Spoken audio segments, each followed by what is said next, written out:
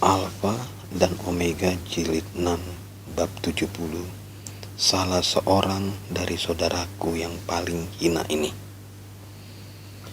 Apabila anak manusia datang dalam kemuliaannya dan semua malaikat bersama-sama dengan dia, maka ia akan bersemayam di atas tahta kemuliaannya. Lalu semua bangsa akan dikumpulkan di hadapannya, dan ia akan memisahkan mereka seorang daripada seorang.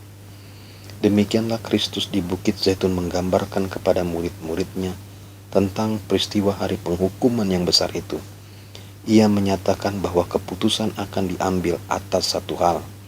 Bila bangsa-bangsa berhimpun di hadapannya, akan terdapat hanya dua golongan, dan nasib mereka yang kekal akan ditentukan oleh apa yang telah mereka lakukan ataupun yang telah mereka lalaikan untuk berbuat baginya dalam menolong orang miskin dan yang menderita.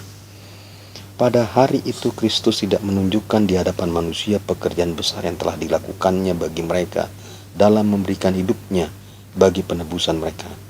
Ia menunjukkan pekerjaan yang telah mereka lakukan baginya dengan setia.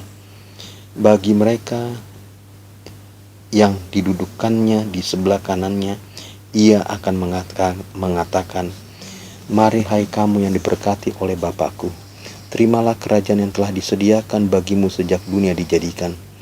Sebab ketika aku lapar, kalau kamu memberi aku makan. Ketika aku haus, kamu memberi aku minum. Ketika aku seorang asing, kamu memberi aku tumpangan. Ketika aku telanjang, kamu memberi aku pakaian. Ketika aku sakit, kamu melawat aku. Ketika aku dalam penjara, kamu mengunjungi aku." Tetapi mereka yang dipuji oleh Kristus tidak mengetahui bahwa mereka sudah melayani dia. Terhadap pertanyaan mereka yang membingungkan, ia menjawab, "Segala sesuatu yang kamu lakukan untuk salah seorang dari saudaraku yang paling hina ini, kamu telah melakukannya untuk aku." Yesus sudah mengatakan kepada murid-muridnya bahwa mereka akan dibenci oleh semua orang, dianiaya dan disusahkan. Banyak orang akan diusir dari rumah mereka dan menjadi miskin. Banyak orang akan berada dalam kesedihan karena penyakit dan kekurangan. Banyak orang akan dibuang ke dalam penjara. Kepada mereka yang meninggalkan sahabat-sahabat atau rumah karena namanya, telah dijanjikannya dalam hidup ini 100 kali lipat. Sekarang ia memastikan suatu berkat yang khusus kepada semua orang yang melayani saudara-saudara mereka. "Dalam semua orang yang menderita karena namaku," kata Yesus, "kamu harus mengenal aku.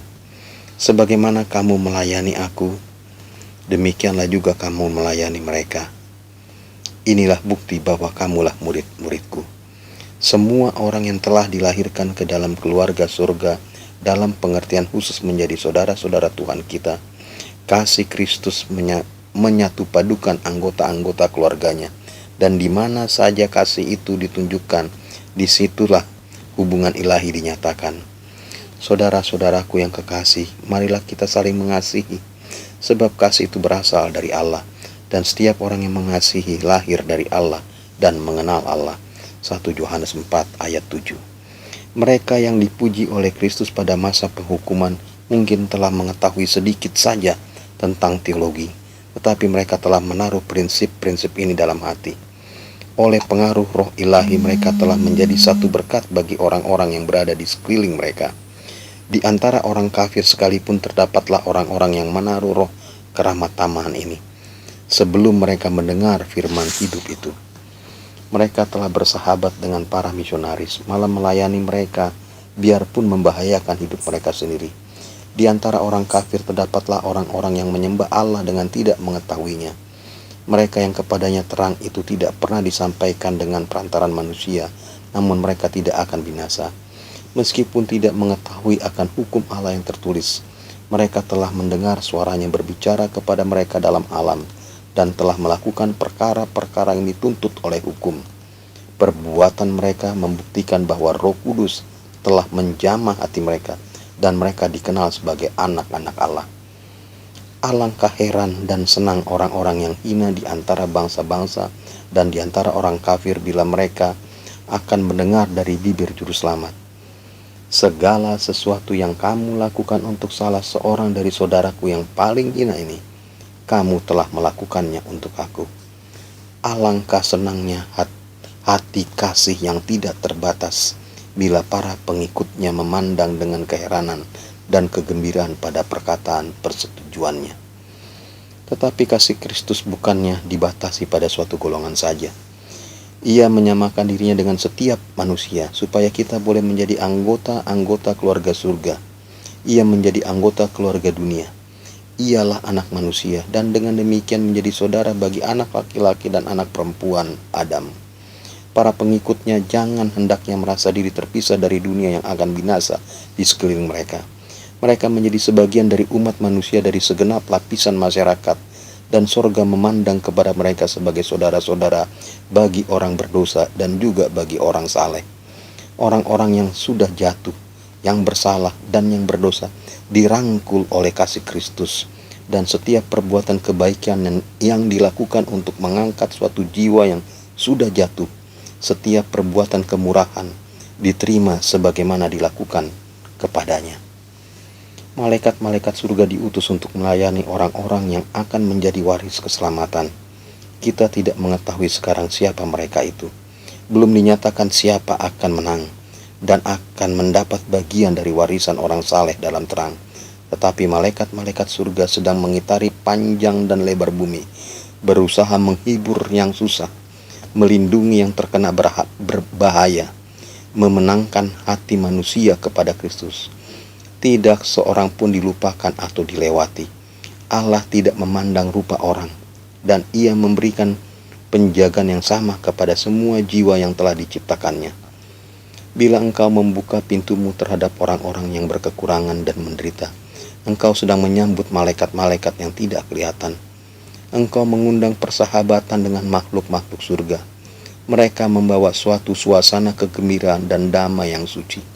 Mereka datang dengan puji-pujian pada bibir mereka, dan suatu lagu sambutan terdengar di surga. Setiap perbuatan kemurahan menjelma menjadi musik di sana. Bapa dari tahtanya menghitung para pekerja yang tidak mementingkan diri di antara hartanya yang paling berharga. Mereka yang di sebelah kiri Kristus, mereka yang telah melalaikan Dia dalam hal menolong orang-orang miskin dan menderita, tidak menyadari kesalahan mereka. Setan telah membutakan mereka. Mereka tidak melihat apa utang mereka kepada saudara-saudara mereka. Mereka telah menaruh perhatian seluruhnya pada diri sendiri dan tidak menghiraukan keperluan orang lain. Kepada orang kaya, Allah telah memberikan kekayaan agar mereka dapat meringankan dan menghiburkan anak-anaknya yang menderita. Tetapi terlalu sering mereka bersikap acuh tak acuh terhadap keperluan orang lain. Mereka merasa diri lebih tinggi dari saudara-saudara mereka yang miskin. Mereka tidak menempatkan diri di tempat orang miskin itu. Mereka tidak mengerti penggodaan dan pergumulan orang miskin, dan kemurahan hilanglah dari hati mereka. Dalam tempat kediaman yang mahal dan gereja yang indah, yang kaya memisahkan diri dari orang miskin. Harta yang telah dikaruniakan Allah untuk mendatangkan kebaikan, kebahagiaan kepada yang kekurangan digunakan untuk memanjakan kesombongan dan sifat mementingkan diri. Yang miskin setiap hari kehilangan pendidikan yang seharusnya mereka dapat. Mengenai kemurahan Allah yang lemah lembut itu, karena Ia telah mengadakan persediaan yang cukup agar mereka terhibur dengan keperluan kehidupan. Mereka dipaksa merasakan kemiskinan yang menyempitkan kehidupan, dan sering tergoda untuk menjadi iri hati, cemburu, dan penuh dengan sangka-sangka jahat. Mereka yang tidak menderita tekanan kekurangan terlalu sering memperlakukan orang miskin dengan cara memandang hina, dan menyebabkan mereka merasa bahwa mereka dipandang sebagai orang fakir miskin. Tetapi Kristus memandang segala perkara itu, dan Ia mengatakan, "Akulah yang lapar dan dahaga. Akulah orang dagang itu. Akulah yang sakit. Akulah yang dipenjarakan. Sementara engkau menikmati pesta dengan hidangan yang mewah. Aku sedang mati kelaparan di gubuk atau di tepi jalan. Sementara engkau bersenang-senang di rumahmu yang mewah. Aku tidak mempunyai tempat untuk membaringkan kepalaku, sementara engkau mengisi lemari pakaianmu dengan pakaian yang mewah-mewah. Aku kekurangan, sementara engkau mengejar kepelesiranmu. Aku merasa di dalam penjara.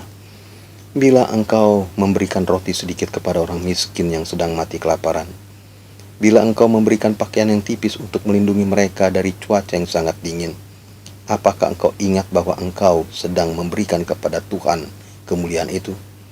Sepanjang masa hidupmu, aku berada di dekatmu dan dalam diri orang-orang yang dirundung malang ini.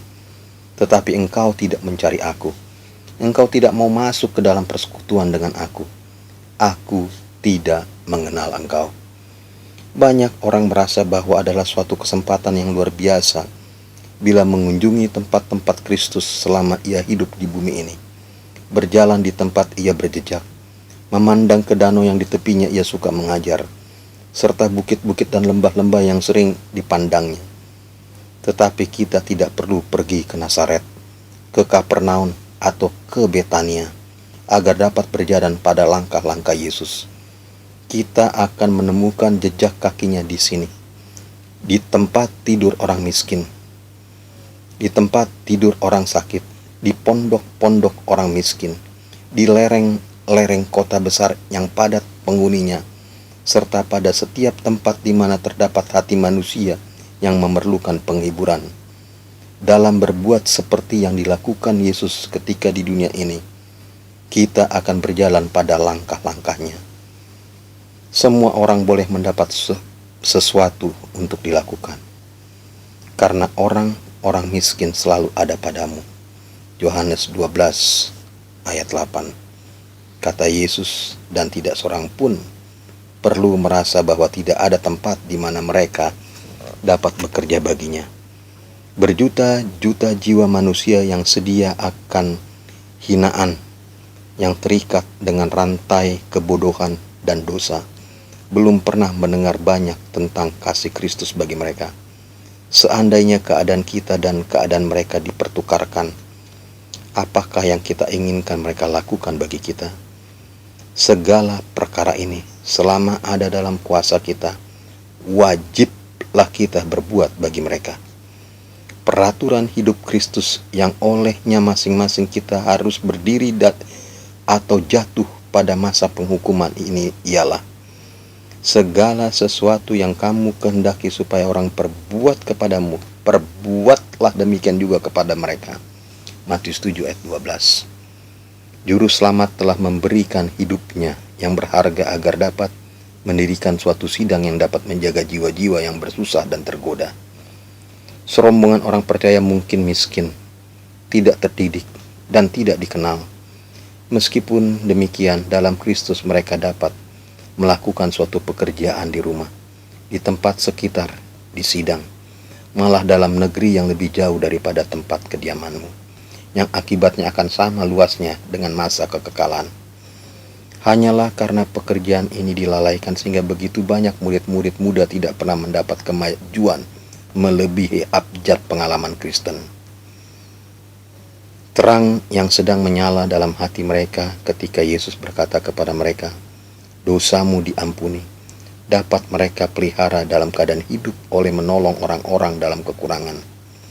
Tenaga yang selalu bergerak, yang terlalu sering menjadi sumber bahaya bagi orang muda, dapat dialihkan ke dalam saluran yang akan dilaluinya dalam aliran berkat. Diri sendiri akan dilupakan dalam pekerjaan yang tekun untuk berbuat baik kepada orang lain. Mereka yang melayani orang lain akan dilayani oleh Gembala Agung. Mereka sendiri akan minum dari air hidup dan akan dipuaskan. Mereka tidak akan merindukan kepelesiran yang menggiurkan atau suatu perubahan dalam hidup mereka. Pokok perhatian yang besar ialah bagaimana menyelamatkan jiwa-jiwa yang hampir akan binasa. Hubungan sosial akan menguntungkan. Kasih penebus akan menyatukan hati. Bila kita menyadari bahwa kitalah pekerja bersama-sama dengan Allah, janjinya tidak akan diucapkan dengan sikap acuh tak acuh. Janji-janji itu akan memelihara dalam hati kita dan menyala pada bibir kita. Kepada Musa yang dipanggil untuk melayani umat yang tidak berpengetahuan, tidak berdisiplin, dan memberontak, Allah memberikan janji, "Aku sendiri hendak membimbing engkau dan memberikan ketenteraman kepadamu." Dan ia berkata, "Bukankah aku akan menyertai engkau?" Keluaran 33 ayat 14, Keluaran 3 ayat 12. Janji itu adalah bagi semua orang yang bekerja, ganti Kristus untuk anak-anak yang dirundung malang dan sedang menderita. Kasih bagi manusia merupakan pernyataan kasih Allah terhadap dunia ini. Hal ini harus menanamkan kasih ini, menjadikan kita anak-anak satu keluarga, agar kerajaan kemuliaan menjadi satu dengan kita. Dan bila kata-kata perpisahannya digenapi, inilah perintahku, yaitu supaya kamu saling mengasihi, seperti aku telah mengasihi kamu. Yohanes 15 ayat 12. Bila kita mengasihi dunia sebagaimana ia telah mengasihinya, maka bagi kita tugasnya dilaksanakan. Kita cocok untuk surga, karena kita mempunyai surga dalam hati kita. Tetapi bebaskanlah mereka yang diangkat untuk dibunuh. Selamatkanlah orang yang terhuyung-huyung menuju tempat pemancingan. Kalau engkau berkata, sungguh kami tidak tahu hal itu, apakah dia yang menguji hati tidak tahu yang sebenarnya? Apakah dia yang menjaga jiwamu tidak mengetahuinya dan membalas manusia menurut perbuatannya? Amsal 24 ayat 11 dan 12. Pada hari penghukuman yang besar itu, mereka yang tidak bekerja bagi Kristus, yang sudah hanyut dalam keadaan memikirkan diri sendiri saja, memperhatikan diri sendiri saja, akan ditempatkan oleh hakim segenap bumi dengan mereka yang berbuat kejahatan. Mereka menerima hukuman yang sama. Kepada setiap jiwa tanggung jawab diberikan. Dari setiap orang gembala agung akan menuntut. Di manakah kawanan ternak yang diberikan kepadamu? Kambing domba yang menjadi kemuliaanmu? Dan apakah yang kau lakukan apabila diangkat menjadi kepalamu? Yeremia 13 ayat 20 dan 21.